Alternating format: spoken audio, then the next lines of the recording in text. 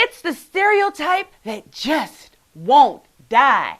Black folks don't tip at restaurants. Is it true? Is it really that bad? No permission needed. Hello, my free-thinking comrades, and welcome to another episode of One Chick Army. I'm your host, De'Ara Lewis. Okay, so last week I saw a post on Reddit where a black couple went out to dinner on Valentine's Day and ran up the bill to $163.40 and didn't leave a tip. Ouch. The black couple's reason? Well, even though the waiter gave great service, when it came time to get the check, the waiter actually gave a white couple their check first and also cleaned off the white couple's table first. And it made the black couple feel like they were being treated like second-class citizens. After I read the note that the black couple left the waiter as to why they didn't tip, I suddenly had an allergy attack and couldn't stop sneezing. Bullshit! Bullshit! Woo! Woo! Bullshit! Oh, my sinuses.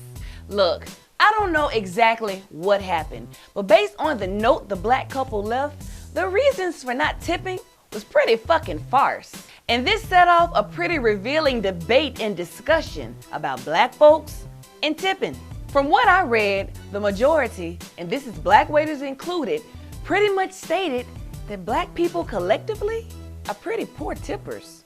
Even a survey was done about ethnic groups and tipping from the School of Hotel Administration at Cornell University. And that survey stated, and let me read this, restaurant servers and their managers can expect below average tips from black customers regardless of socioeconomic class. When I read this information, I was outraged. The lies just won't stop. All black people are excellent tippers. I'm sorry, I can't keep a straight face and say that. Now, let me first say this. Black people are not a monolithic group. There's no just one group.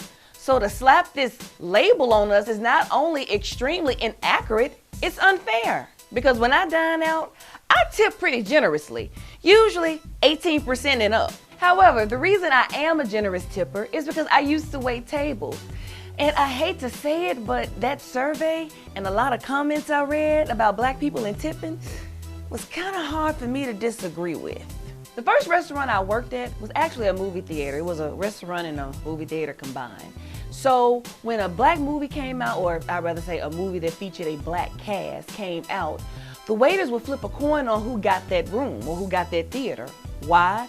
Because movies with a predominantly black cast usually attracted predominantly black moviegoers. And none of the waiters, the black ones included, wanted that theater because they said they would make a lot of money in tips from it. Hey, don't come from my head.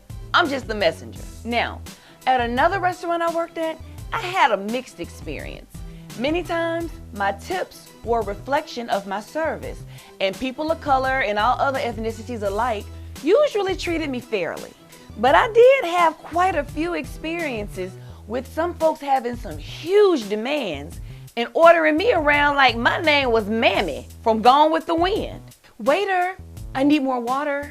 Waiter, I need more ice. Waiter, I don't like how this tastes. Take it back. Waiter, you are talking too much. Waiter, you're talking too little. Waiter, I want your soul. And after doing everything, including signing over my firstborn, they would often leave me a measly ass tip or no tip at all. And this wasn't just black folks, y'all. This was also little old ladies and even some young teenagers who didn't understand the culture yet. However, when I got a big table of my kinfolk, I gotta be honest, y'all, I was cautious because I had so many disappointing experiences.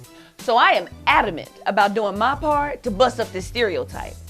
And one must ask, how does a stereotype become a stereotype? It could have something to do with the responses I get when I try to tell people why tipping is so important. Why should I have to tip if I don't have the money for it? Why should I have to pay twice for the service? They don't know how much money I make. They can't make me give away extra money. I heard a saying some years ago that I stick by now. And that saying is, if you can't afford to tip, you can't afford to go. Some people fight me on this, but listen, When you go get something to eat at a restaurant, you're not just going to eat. You're going for the experience. You're going to be served and waited on. And most people don't know the amount of work that servers do to create a climate of comfort for their customers. It's some pretty tedious work and some long hours, y'all.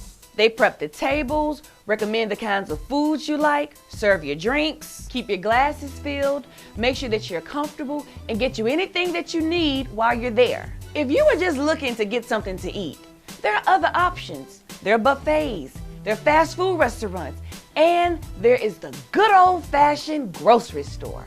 And here is the kicker. With the exception of 7 states, most servers only make $2.13 an hour. Yes, you heard me right. 15% of servers live in poverty. So it is our tips that they're depending on to make ends meet. Now, is this a fair practice? Hell no. It's exploitive to both the customer and the server. The practice of tipping actually originated in Tudor England in the 1600s, and it made its way to America in the late 1800s after the Civil War. And there was a huge backlash to it. Many people at that time believed that tipping promoted a servile class that would become financially dependent upon an aristocracy. 6 states even tried to ban the practice. However, attitudes started to change in favor of tipping during the Prohibition era when bars couldn't sell alcohol. So instead, they encouraged their customers to tip their servers so those servers could make ends meet. And thanks to the NRA, no, not that NRA, but this one is just as ruthless, the National Restaurant Association, who lobbied hard in the 1960s and the 1990s, restaurants do not have to pay their servers the federal minimum wage guaranteed under the Fair Labor Standards Act.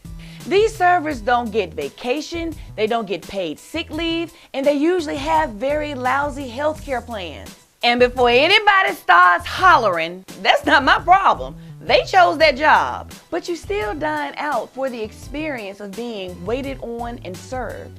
So if all servers took the attitude that they don't have to work this job, then who would give you that experience? And true, it's not your problem. But if you continue to dine out and don't give a server who gave you a great experience a decent tip, then you are just as exploitive as the NRA. Would you like some coffee with your hypocrisy? There is also a domino effect to it.